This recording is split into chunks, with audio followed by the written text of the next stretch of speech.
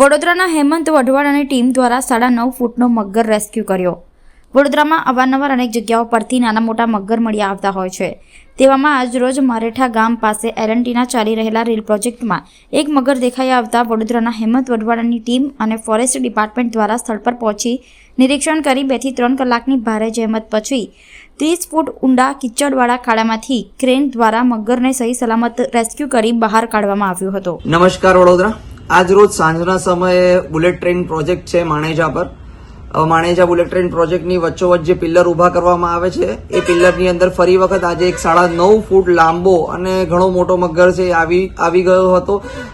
એ જ પાસ થઈ રહ્યો હશે અને પાણી અંદર ભરાયું હશે, જેથી કરીને એ નવી વોટર બોડી છે એવું સમજીને એ નીચે આવી ગયો, પણ એ અનફોર્ચ્યુનેટલી ફસાઈ ગયો હતો। તેની જાણ આજે બપોરે અમારા હેમંત વઢવાણાની ટીમને થઈ હતી। ત્યારે ઘટના સ્થળ પર મયુર રાહુલજી, સંદીપ ગુપ્તા, વિપુલ ચાવડા, ભાવેશ બારિયા અને હું પોતે હેમંત વઢવાણા વિશ્વ ગાંધી ત્યાં ઘટના સ્થળ પર પહોંચીને જોયું તો 9.5 ફૂટનો મગર હતો। ત્યાં એ ડ્યુરેશનમાં અમે લોકોએ રોપ દ્વારા અને હાઇડ્રા દ્વારા એને બહાર કાઢવાનો પ્રયત્ન કર્યો હતો અને અમે સક્સેસફુલી આ પ્રયત્નમાં સફળ થયા હતા।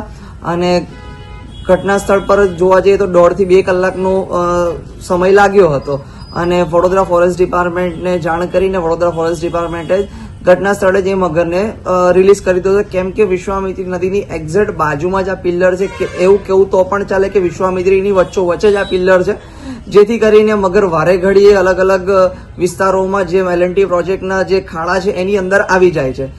અને આજ રોજ અમે લોકોએ આ મગરનું સહી સલામત રીતે રેસ્ક્યુ કર્યું છે।